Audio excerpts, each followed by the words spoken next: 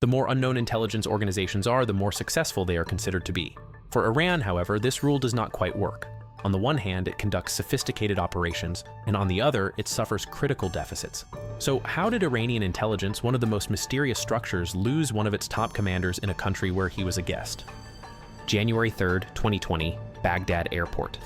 Qasem Soleimani was traveling in his convoy when a US drone destroyed him in a matter of seconds. Washington announced the attack as a preemptive operation, but the real question was this: how did the US know so precisely the location of one of Iran's most protected men? The assassination showed that Iran has more internal weaknesses to contend with than external threats. The fact that Soleimani's movements had been leaked signaled a major vulnerability in the system. So is Iran still a global intelligence power, or has it become a fragile entity? Does it retain its power, or is it weakened by failed operations and leaks? We will find the answers to these questions by examining the structure and weaknesses of Iranian intelligence.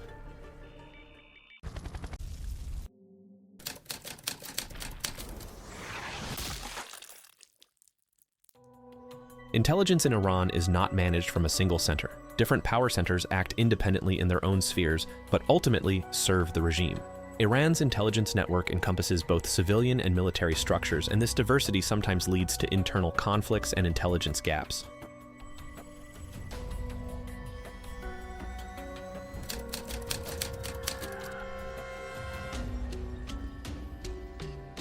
MOIS is Iran's official intelligence organization. As the regime's largest surveillance mechanism, it is tasked with identifying regime opponents, preventing the activities of foreign agents, and protecting national security. Known especially for its foreign operations, MOIS has organized assassination and kidnapping operations targeting anti-Iranian dissidents from Europe to the Middle East. However, as Western intelligence agencies have increasingly uncovered these activities, the MOIS's room for maneuver has narrowed.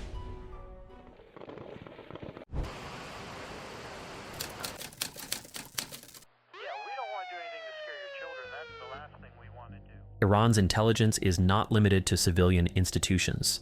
The Revolutionary Guards, IRGC, is the cornerstone of military intelligence as a paramilitary force acting under the direct orders of the supreme leader. It has the authority to monitor anti-regime elements, suppress internal instability, and organize armed operations when necessary.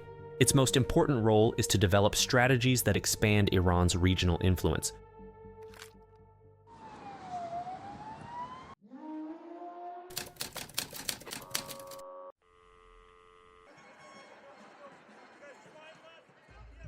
If Iran conducts intelligence operations outside its borders, it is most likely the Quds Force.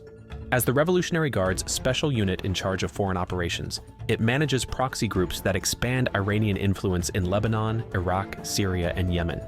The most prominent leader of this force was Qasem Soleimani until his assassination. Soleimani was not only a soldier, but also the center of Iran's field intelligence mind. Since his death, however, the Quds Force has struggled to maintain its former effectiveness.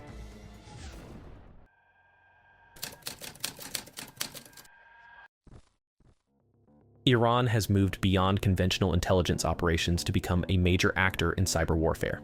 After being hit hard by the Stuxnet attack, Iran has started to invest heavily in this field. Today, Iranian-backed hacker groups such as APT-33, APT-34, and Charming Kitten organize cyber attacks from the US to Europe. The aim is to penetrate the security systems of rival states, spread propaganda, and protect Iran's interest in the digital world. But the bigger an intelligence system gets, the more vulnerabilities it has. Iran's intelligence weaknesses are now being challenged not only by external threats, but also internally.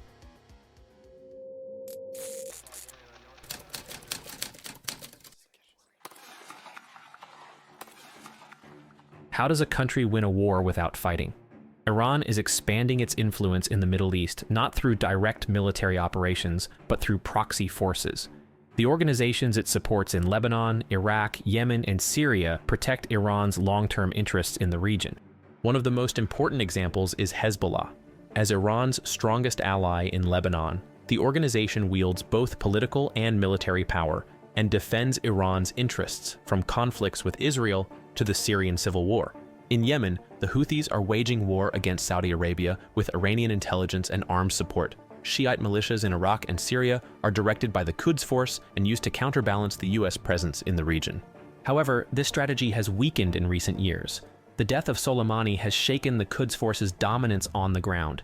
Increased Israeli airstrikes have challenged Iran's presence in Syria. In Iraq, Iranian-affiliated groups are losing popular support. So how is Iran struggling domestically while losing ground abroad?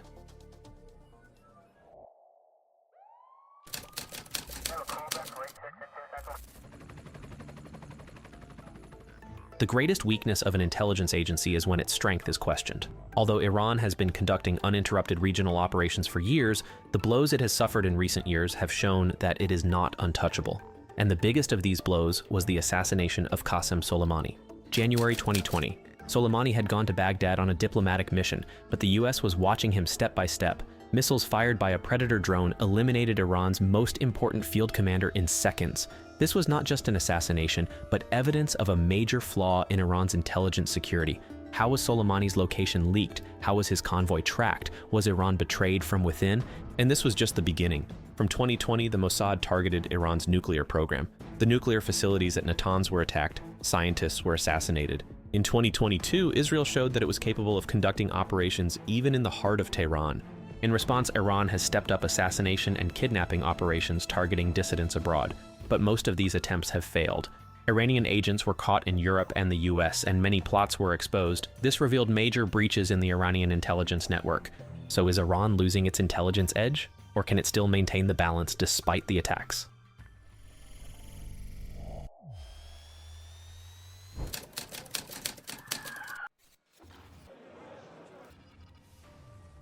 War is no longer fought on the front lines, but also in the digital world.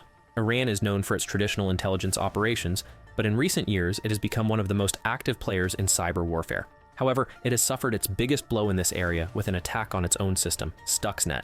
Since 2007, Iran's nuclear program has been advancing rapidly. World powers tried to stop it through diplomacy and sanctions, but to no avail. In 2010, one of the most sophisticated cyber attacks in history took place, Stuxnet.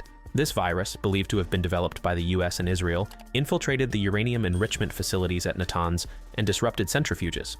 Iran's nuclear program was set back for years, and worst of all, for a long time they could not understand how the attack had happened. Stuxnet showed that the battle is no longer won only on the ground, but also in the digital world.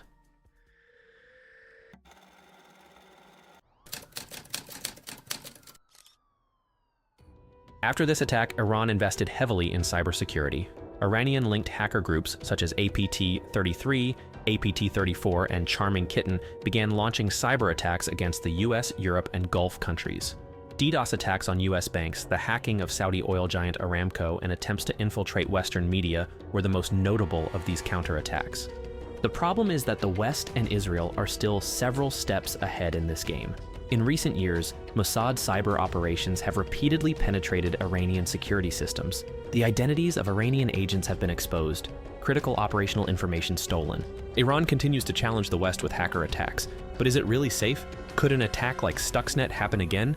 As cyber warfare becomes increasingly complex, how far Iran can go is a big question mark.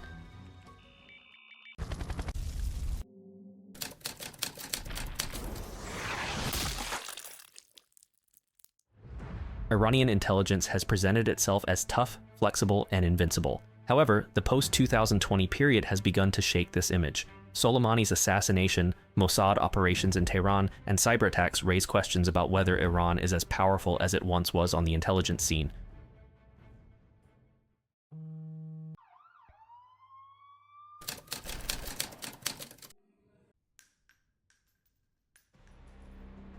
In recent years, Saudi Arabia, Israel, and the United States have launched joint operations to break Iran's intelligence network.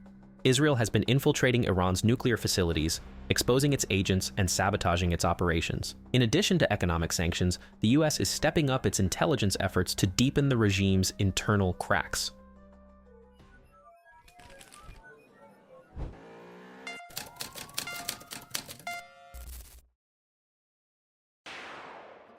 With proxies, cyber operations, and aggressive intelligence activities, Iran is still one of the most effective intelligence agencies in the Middle East. But assassinations, cyber attacks, and intelligence gaps suggest that this power is not as robust as it once was. The most important rule in intelligence is to remain invisible.